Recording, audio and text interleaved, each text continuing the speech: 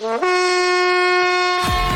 Daily is daily Vikings entertainment. We just want the Vikings to win a Super Bowl before we die. I will ride with this group. Seriously, man. Please. And away we go. All right, 1 week into training camp. The show is Purple Access. Judd and Chip. And we both been out there. Chip Scoggins quite a bit. TCO Performance Center, full pads on Monday, full pads on Wednesday. We can certainly get to how the defense looked on Wednesday. It was absolutely dominant. But first off, in the days that you've attended, what have been your takeaways from Vikings training camp thus far? So I was there the first full week. Haven't been out this week when the defense dominated to the degree that it has. I mean, first week it's, as O'Connell says, the acclimation period. So, no full pads. The things that jumped out to me, and we'll talk about McCarthy, but just non-McCarthy stuff. I think Dallas Turner looks different. I think he's going to bring an element to the defense with that pass rush. I do think when the offensive line is healthy, they look bigger and more physical. I mean, Donovan Jackson is huge. Will Fries is huge. So I think that group needs to get healthy, and they'll be fine. I think Jordan Addison has looked really good. I feel like he has a connection and a chemistry with McCarthy that's, I don't know if it's, more advanced than Jefferson. Might be now, with Jefferson going to be sidelined probably for most of camp. But it really stuck out to me the first week how much those two are kind of in sync, McCarthy and Addison. That jumped out. And this just looks like a good team. That's my overall thing. Is like there's a lot of talent on this team. They look like a good team.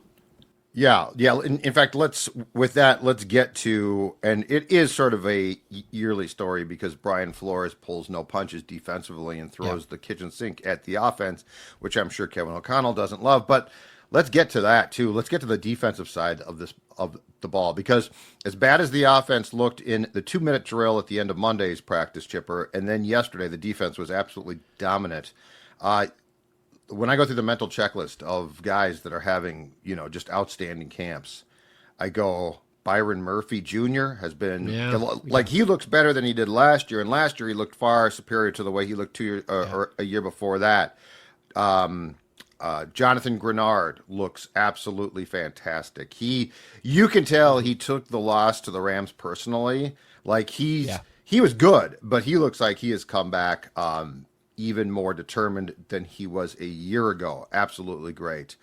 Van Ginkel's look good. Dallas Turner, to your point, and it's very, very clear too, and this is why you can't really say a guy's a bust necessarily 1 year in. It's very clear that Dallas Turner, he not only learned a lot last year, but he also learned how to be a pro, as certain people have put it. So this defense, I don't know how good they're going to be. And yes, the offense has struggled. It doesn't help that Justin Jefferson's not practicing. Yeah. But all of that being said, Chip, right now, this defense, if it's always been dominant at the start of camp, unless this is recency bias, I feel like it's more dominant right now than I've ever seen it. For sure. And let's go to Grenard. And I was thinking about this, Judd, the very first practice of training camp. You know how they start and they're doing special teams. And Grenard and Van Ginkel are off to the side working on their pass rushing moves with just the little dummy there. And it's just those two, right? And a position coach, but it's those two. But Grenard, it jumped out to me, and I made a mental note of this to maybe circle back with him at some point.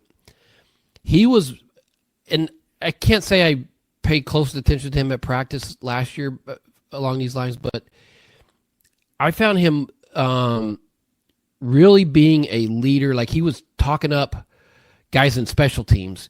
There was I don't know if he's a rookie or, down the depth chart linebacker that made a play in special teams. And he ran over there, pat him on the back, was calling out his name.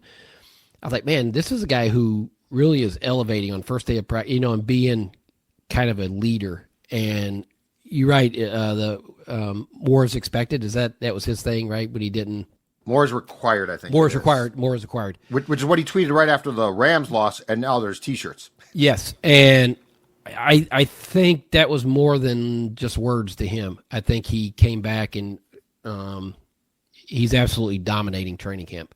Dallas Turner and Brian Flores mentioned this, that it's all young players after their first year, but, Dallas Turner, we're talking about him in the context of his improvement.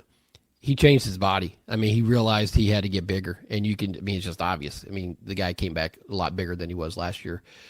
Van Ginkel has a pick 6 off the screen pass in the first practice. I mean, there's just a lot in Byron Murphy Jr. We talked about him last week on the play that he made over the middle on the deflection first practice indoors against Justin Jefferson, how much improvement he's made.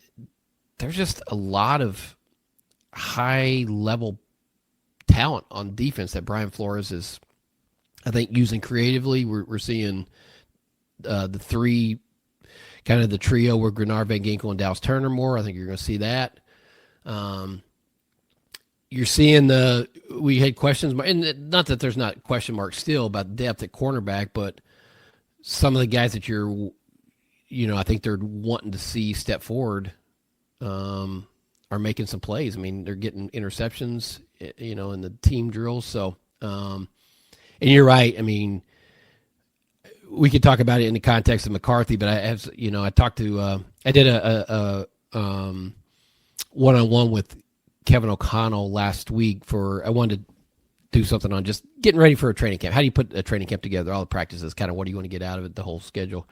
And I thought he had some interesting comments regarding McCarthy and Flores and kind of the balancing act between getting the defense ready and allowing McCarthy's development to kind of take its natural course. I thought that was pretty interesting, but Flores is like, I'm bringing everything. Day one, all these exotic things, and so I don't see why that can't be a top 5 defense, Judd. Oh, I agree completely. And look, they were top 5. I think they were 5th in scoring defense last season. And the thing that you're seeing in camp too, Chipper, is the push now that the line is getting is so much more substantive. The push that line with Javon Hargrave, Jonathan Allen now, and then the outside guys. Like, that was sort of the final piece to the puzzle. The other impressive thing, too, is it's not just the first-team defense. Yeah. Dwight McGlothern, the UDFA from 2024, who made the 53 and is with the second team still, has 3 interceptions in 3 days. Yeah. Like, the past 3 days, he's picked off passes. They picked off every quarterback. They did not discriminate. Max Brosmer, Brett Rippon, Sam Howell, J.J. McCarthy. They picked off every quarterback on Wednesday. And just the way that they are, to use a football term, just the way they are flowing to the ball and the understanding. And now, back to my point, was with that first team, you could always sort of cite that the weakness was, well, you really don't have the depth up front. Harrison Phillips is a good player, but he doesn't really get a push, so there's not like pressure there. He's just a good player. But now you've got a push from up front. You've got depth there. Yeah. I'm with you. I think that if this isn't one of the best defenses in the entire league, like in several metrics, it doesn't have to be yards because I think yards is tiresome. But in several important metrics, I will be very surprised. Yeah, I pay so little attention to yards. I don't want to call it a meaningless stat, but it's points, it's takeaways. Those are you can yards they can be so hidden because you have a big lead and guys are throwing a lot, and it's but I think I think turnovers will be another big thing for them. I think the pressure that they'll get from their edges will create rush throws and opportunities there. We see him working on the punch up. By the way, like that, we were watching it, the outside backers, because that's kind of where we were standing on the sideline indoor. They're working on the punch-out drill. These guys punch so hard. I was like, could you imagine if they miss? Like, they're just, like, throwing haymakers at the ball to knock it out. I mean, Dallas Turner and Jonathan Grenard, these are not just, like, little subtle slaps at the ball. I mean, they'll hurt you. Oh, my gosh. It's like, I would die if they missed it. You would. You would. You're not kidding. Kill over. I just feel like a tree. You'd just be like, that's it, Chip Scoggins. Next man up. 1970 to 2025. We'll see you later. That's right. But yeah, you know, Jonathan Allen and Hargrave, when you see them in there, it's like, okay, Yeah. that's what your interior needs to look like, and they're getting that push, and that's only going to help. And you could tell, like, O'Connell's reaction afterwards, like, oh yeah, Yeah. this is different. That's what I'm curious about. So the defense definitely won in the first full padded practice chip run Monday. Yeah. And the 2-minute drill at the end was essentially 3-and-out first team, and that was 1v1, 3-and-out second team, and that was 2v2. Yesterday was ass whooping. Yesterday was start to finish, the defense. And I'm curious now. So they're off today. They're back at practice on Friday. I expect them to be back in pads on Friday or Saturday at the very least. O'Connell told me six full pads in 8 days. Okay. In 8 practices. So they did Monday full pads, Tuesday shorts and shells, Wednesday full pads. So I bet they're full pads tomorrow, obviously. So they should be probably. Yeah. But my question is this: on the off day, what do you because like O'Connell told you, and he's right. You know, they want to prepare McCarthy for the season. Yeah. So like, how do you get Brian Flores to at least play back nice? off? Yeah, just a little bit because and I asked McCarthy at one point. I said, are any of the and it was sort of a rhetorical question, but I said, yeah. are these looks? Do you have any idea what's coming? Like, yeah. And he said no. And this goes back to what Kirk said a few years back, which is I'm seeing looks I'll never see. Yeah, that's it. But that was Kirk Cousins who was going into whatever it was at the time, his year. Yeah. This is JJ McCarthy going into his first year as starter. So there is a little bit of a tightrope to walk here about valuable experience, because what we saw yesterday at some points was just flexing. Like they were choreographing. We can do this because we want to. They were doing celebrations. Like the defense, McLaughlin picks off a pass, granted not from McCarthy, but he returns the ball for a, in air quotes, pick six. He runs across the field and on the sideline hands it to Justin Jefferson, who of course is not practicing. Yeah, like they were literally peacocking. Yeah. Well, can I read these quotes? I had the story called up, the column that I wrote from O'Connell, which I thought was interesting. So, he was talking about. He says at the start of every camp, like his first question is, "What does this team need?" Like he said, and he basically in a roundabout way said, "This is an interesting team because we have veterans, but we also have," and he said, "We have a new quarterback." And here was this quote, the first part of it. He said, "Obviously, JJ is a huge part of that. We want to push him. We want to test him. We don't want him to be comfortable through the whole month of August and then just think, hey, we're going to show up to an NFL game and everything's going to be great. But we also don't want him to be uncomfortable for the whole month." And then let me get down to this second part where 2 weeks before camp starts, him and Flores sit down and they map out every practice and what it's going to look like, what they're going to go over each period, type thing. But here's what he said. It's that balance of getting our defense ready to play how they're going to play and then allowing some ability for JD to progress into football 501. Luckily, he's smart. He can handle it. But I've told our staff and really our organization, I'm constantly going to be making tweaks to the daily feel of practices. You don't always have to understand what I'm doing, but just know that the basis is about two things. First, our football team, but second, our quarterback. So it's interesting that it's like, okay, Flores, you do what you got to do to get your defense ready, but also we have to get JJ ready and comfortable and ready for the season. So make him uncomfortable, but not so uncomfortable that August is a nightmare. So I don't know. This will be I bet in the coaches' rooms today when it's an off day, it's probably a pretty interesting conversation about where they're at, what they need, and kind of how they put together the next few days of practice.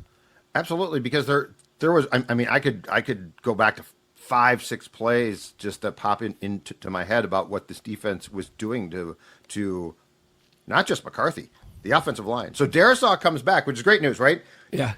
Darisaw, with a big brace now on his left knee, where he tore the ACL and MCL, comes back into team practice for the first time, which is, to me, incredibly quick. That's great news. So now Fries is back. So now you've got, for your first practice of camp, you got your first team line, the remade first team line, and they're literally putting pressures on. They're blitzing. There was one chip. I'm not joking. This looked like a college play because it looked like a men against boys type of play. But Byron Murphy Jr. blitzes, okay? McCarthy's dropping back to pass, and as he's going to make the throw, Murphy is just right there and just goes bang. Like, it looked like he was a defensive end. But, I mean, it was incredible to watch, but at the same time, you're like, I don't know this is helping McCarthy one bit. And that's the quote that you read from O'Connell that's so instructive, which is you do have to make sure that McCarthy is prepared. And he's a confident kid, so I don't think he's going to get up in the fetal position and start crying. But I also think that it's very important that when you go into Chicago, he sort of has an idea of what he can and can't do, as opposed to going against this defense. Well, and Cousins mentioned this, like, Flo's defense is so unconventional that I think Cousins said it's going to be nice to go against the more traditional things we're going to see during the season. Like he said, you may only, if I remember that quote correctly from Cousins, he said we may only see one or two defenses that try to do some of these things that Flores is doing. And so, you know, it's great for McCarthy's development, but also, you know, he's going to be tested in ways that probably other quarterbacks are not going to.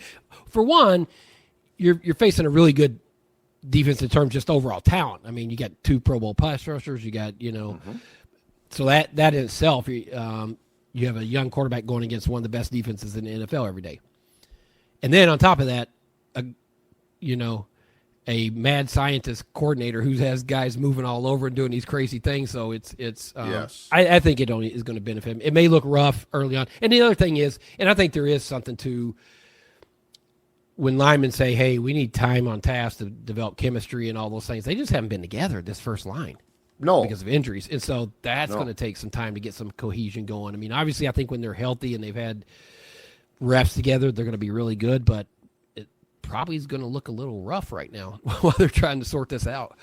Absolutely. And in their defense, too, you know, from a run schematic standpoint, the pass in practice is pretty much the pass. You're not supposed to hit McCarthy, but the plays sort of unfold like the plays unfold without tackling being involved necessarily.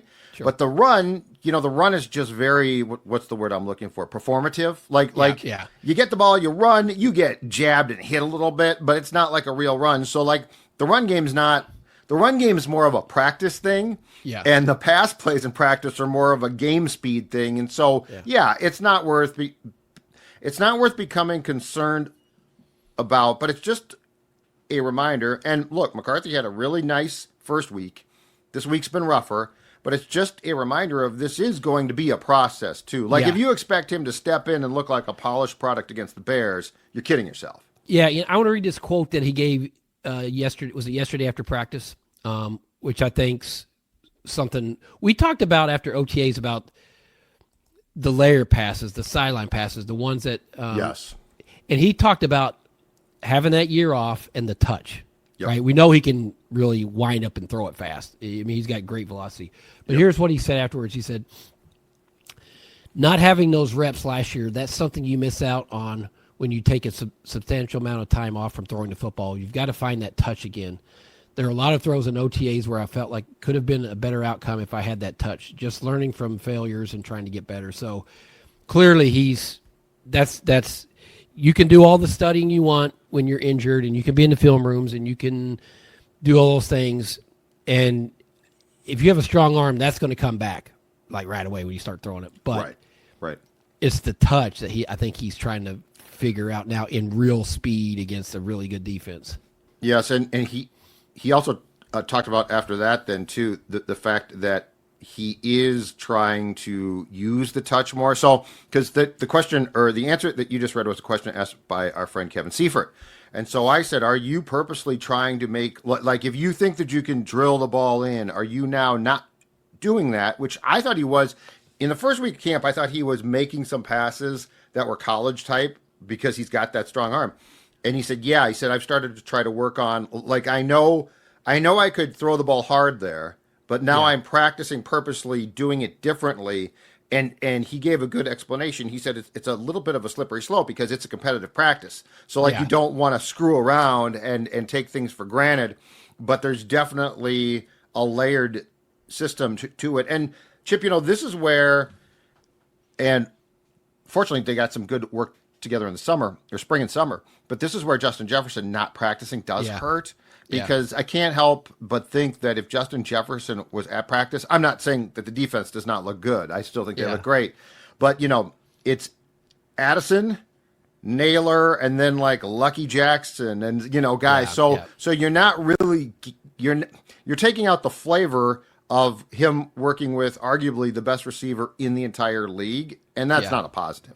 Well, no, it's you wonder how differently that would function now that you still got to give him time. It sounds like that was the biggest issue, or one of the biggest issues yesterday, is like the pass rusher was on top of him before he could do anything. But yeah, and not only just in practice, but just, yes, they worked out together in the offseason, so they got the chemistry, started building it there. But yeah, these are, important practices to kind of figure those things out, figure out the touch, figure out, how to Jefferson's come out of his breaks, all those things. So not saying it's, devastating, I don't think it's, but it's no. But it is interesting that on top of everything else, trying to, I can't imagine all the things going through McCarthy's head where he's talking about, working on this and working on that and absorbing the scheme and the playbook, and yes, Flores is sending everything in the kitchen sink at you. So it's just, every day's probably feels like a week to him right now. I do think a good part of this, and he also talked about this, McCarthy did in his press conference on Wednesday, is the fact that, and you know what? It's funny. We've had this conversation before with QBs. It's the fact that he said O'Connell told him half the battle or more is just getting to the line of scrimmage because of, the play call in the huddle, controlling things, looking at the checks, looking at what you must do. Like, to your point, the amount of things a quarterback has to go through before he ever touches the football is mind-numbing. It's funny. My wife and I were watching the quarterback series on Netflix that we talked about a few weeks ago or a month ago, whatever. And they have one episode where all three of them were going, they're like spitting out a play, and they're like, okay, you got to think about this, think about that. And they're just kind of cutting back from Cousins to Burrows to Goff. And they're like, and you got to check the safety, and you got to do this, and you got to do this. And my wife was like, she said, man, those guys have to be smart. I'm like, yeah, this is, I think this first time she really understood like all the different things that are happening within a 25-second period that they have to be responsible for and think of. And yeah, so it's, I think that's where I think O'Connell really helps the quarterback through this process, and yes, I think it'll be invaluable for McCarthy to have him as his play caller, as his head coach, as, just a guy who understands the chaos that happens on every play. So, yes. But yeah, I'm, the other thing O'Connell said is like, we have acclimation period, and then we have, full pads 6 of 8 days. And then we're going to be into the first preseason week, and we're going to try to treat that like a regular week to kind of show guys the routine. And then you're into joint practices. And then all of a sudden the season, you said it feels long, but it's not. Like they have this thing goes fast. Oh, no, to them it's quick. It's segmented.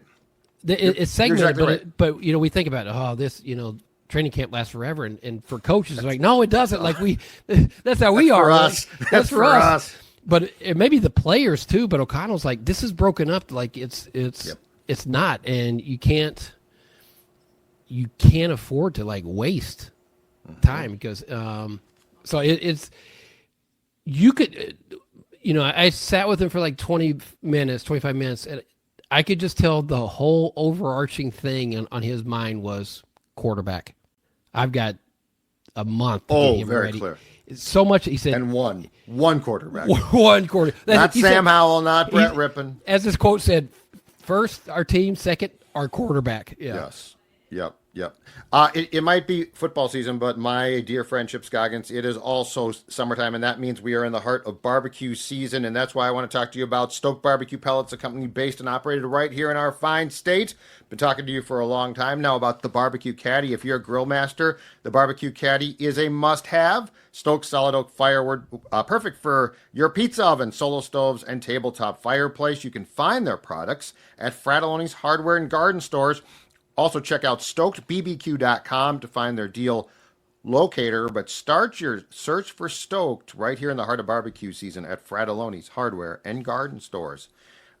The joint practices, I think, are going to be easily the most important part of training camp / preseason for the offense. Yes. I think McCarthy's going to play. It sounds like in that first preseason game a little bit, probably a series or two, depending on how long that goes, and then he won't play in the second and third. And, quite frankly, I don't know. That's good for him to, I guess, as, knock on wood, he stays healthy. It's good for him to see game action. Yeah. But I think those Patriots and going against Mike Vrabel's team, who it's going to be well coached, I think those are going to be the real indicator of where things stand. Much more so than like trying to deduce in the first two padded practices if Brian Flores has completely screwed up poor JJ's mind. Yeah, and because he's going to get far more work in those practices than he does in a preseason game. He's going to just see more reps. And even though he's not going to get tackled and sacked, they're going to go at him full speed up until that point, until they can hit him. So, those things are really competitive. Sometimes they get at it, I don't think they might, tempers flared occasionally, but they've done a good job of kind of reining that stuff in the last few years. That poor guy from the Titans, when Vrabes brought his Titans team here, that starter, was it Tier Tart? He got thrown out, right? He got in a scuffle, and so they made him keep practicing. Is that what it was? Okay, yeah. With the backups.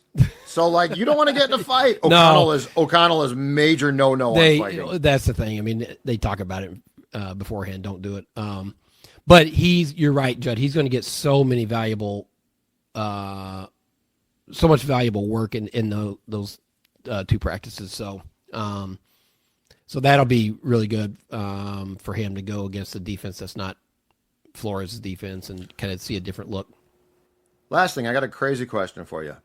But you've seen this guy play a lot more than me, and I want your opinion. And by the way, I'm not suggesting he be the backup. I'm just suggesting one thing here. Is there any chance Max Brosmer is the second best QB behind McCarthy in training camp? Could be. I mean, Brett Rippon's a reliable veteran. Yeah. But, Max did throw a pick on Wednesday, but I watch Max decision-making. Yeah, and how he plays the part of quarterback. And I'm not saying he's the most talented kid in the world, but is there a chance he is the second best quarterback?